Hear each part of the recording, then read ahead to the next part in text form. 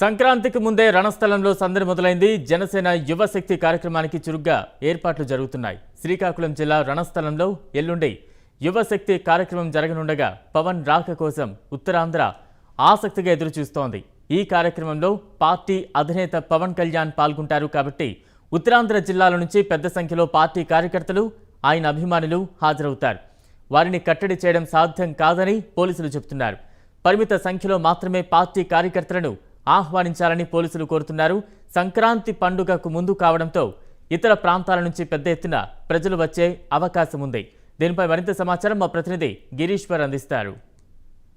రణస్థలంలో 3 రోజుల్లో జరగనున్న యువశక్తి కార్యక్రమానికి భారీ స్థాయిలో ఏర్పాట్లు జరుగుతున్నాయి. ఇప్పటికే 60% వరకు కూడా ఏర్పాట్లు జరిగాయి. ఇక 3 రోజులే వ్యవధి ఉండడంతో త్వరగా కూడాను ఇదంతా కూడా ఏర్పాట్లు పూర్తి చేస్తున్నారు.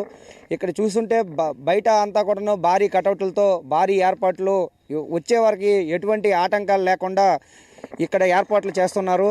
అంతేకాకుండా ఇక్కడ సుమారు 40,000 మంది యువత, అంతకు మించి ప్రేక్షకులు, ప్రజలు కూడాను వచ్చే అవకాశాలు ఉన్నాయి. కాబట్టి వాళ్ళందరికీ కూడా ఎటువంటి ఇబ్బందులు లేకుండా కూడాను ఇక్కడంతా భారీ బారికేడ్లతో సభా ప్రాంగణాన్ని అంతా కూడా ఏర్పాటు చేయడం జరిగింది. ఆ రాత్రి సమయం అయినప్పుడు కూడా ఇక్కడ లైట్లు ఇవన్నీ కూడా ఏర్పాటు చేశారు. రాత్రి అయినప్పుడు కూడా ఎటువంటి ఇబ్బందులు లేకుండా, ఇది సుమారు 30 ఎకరాలు ఉండే వెంచర్ కాబట్టి ఎటువంటి ప్రాబ్లమ్స్ కూడా రావు. ఎంతమంది వచ్చినా కూడాను ఇక్కడ కిక్కిరిసిపోయినట్టు వచ్చినప్పుడు కూడా ఎటువంటి ప్రాబ్లమ్స్ కూడా జరగకుండా ఉంటాయని చెప్పి ఈ ప్రాంగణాన్ని ఎంచుకున్నామని చెప్పడం జరిగింది. అయితే ఇప్పటికే దీనికి పోలీస్ డిపార్ట్మెంట్ నుంచి కూడా పర్మిషన్ రావడం జరిగింది.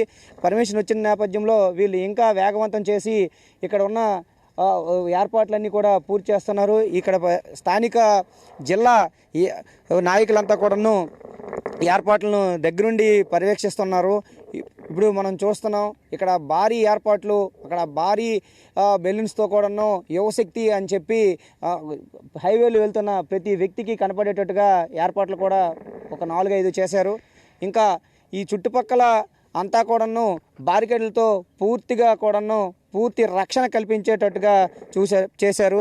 ఇక్కడ మహిళలకి, వృద్ధులు వస్తే వృద్ధులకి, ఇంకా మిగతా యువతకి అన్ని రకాలుగాను ఇక్కడ బ్లాకుల్లో ఏర్పాటు చేసి ఆ బ్లాకుల్లో వాళ్ళు ఉండేటట్టు, ఎవరికి ఇబ్బంది లేకుండా, తొక్సిలాట్లు కూడా జరగకుండా చూసుకునేటట్టు ఏర్పాట్లు ఇక్కడ జరుగుతున్నాయి.